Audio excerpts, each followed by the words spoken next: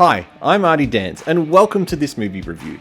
If Wolf Warrior was Rambo, then this movie, The Wandering Earth, is China's answer to every sci-fi disaster movie ever made. And just like Wolf Warrior, we get the talents of Jing in the starring role. A science fiction movie on a grand scale like this has never been attempted before in Chinese cinema, and in an industry more comfortable with constant retellings of ancient fantasy tales, a movie like this is actually a breath of fresh air. There's a detailed story, high quality special effects, and solid acting behind this huge budget Chinese movie. But does it make it any good? Is this a sci-fi movie worth your time, or is it another generic disaster movie to add to the pile? Watch my review to find out. It's too dangerous outside. Be seated. Class, don't panic. It's just a display malfunction. Let's go. Go back, Xiaoming. Go back. Class, don't panic.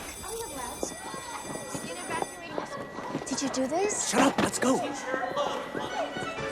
Based on a novel by Chinese sci-fi author Liu Chuxiao, the sun is slowly dying out and the survival of Earth and its inhabitants are at risk. The world's governments join forces to create the United Earth Government. Their sole mission is to rehouse the Earth 4.2 light years away in another solar system.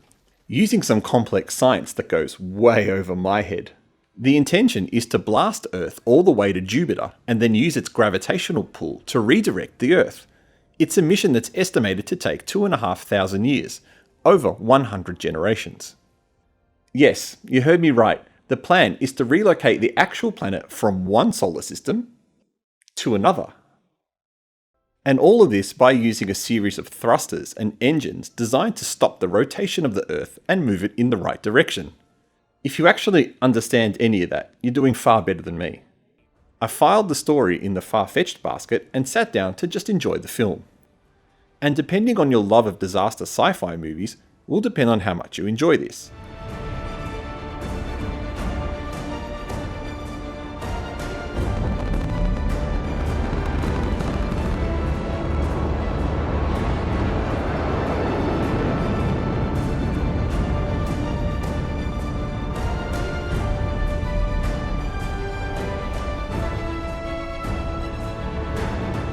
If you're a fan of movies like Armageddon, Deep Impact, or Interstellar, you're going to like this. Like any good disaster movie, our characters face a mountain of obstacles in their way. The temperature of the planet, an earthquake, a crumbling building, a scientific miscalculation, and of course, human drama. It's all here in this film. The makers haven't left out any of the usual tropes these movies thrive on. But it's the Chinese element that sets this movie apart from its Hollywood brethren.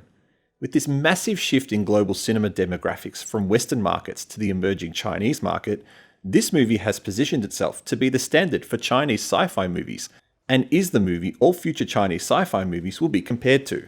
Just like how every sci-fi action movie was compared to Terminator 2 back in the 90s. With a massive list of investors, including actor Jing also reportedly putting up some of his own money to fund the movie, the producers have spared no expense to ensure they've hired the best effects crew possible to work on this movie. While the whole premise is unbelievable, the effects were anything but, adding a gritty realism.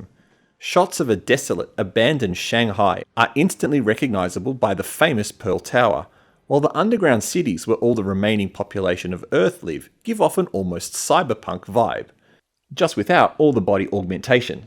Unfortunately, there are issues with the realism of the geography in this movie, but I was confused by how they were able to go from their underground city to Shanghai to Hangzhou so quickly.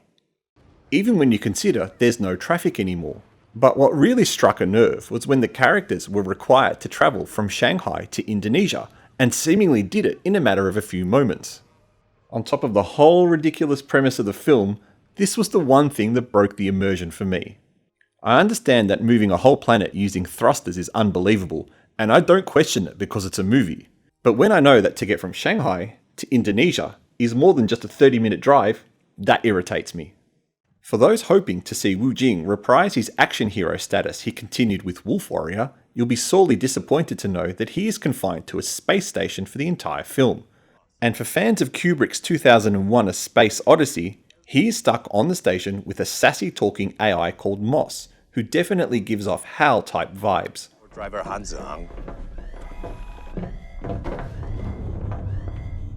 Incoming connection. The question you're now asking is The Wandering Earth worth your time to watch? Well, my answer is yes. Don't get upset with yourself or the movie if you miss a few of the story elements along the way. It's to be expected, and the movie does a good job every now and then of making sure the audience is following along. Not being a native Chinese speaker, I had no problems with the Chinese acting in the film. It felt quite solid. The Western characters, on the other hand, fell into the usual trap of Asian cinema in feeling a little wooden and stiff, with their dialogue delivered more melodramatically than required. It's a solid effort all round with some top quality special effects. You'd be crazy to skip it. Have you seen The Wandering Earth? Leave a comment below and tell us your thoughts, and thank you for watching this review. Your viewing helps small channels like ours survive and encourages us to create more content. If you like the work we do, please like this video and subscribe to keep up to date with our regular movie reviews. You can also follow our reviews on Reddit and Instagram.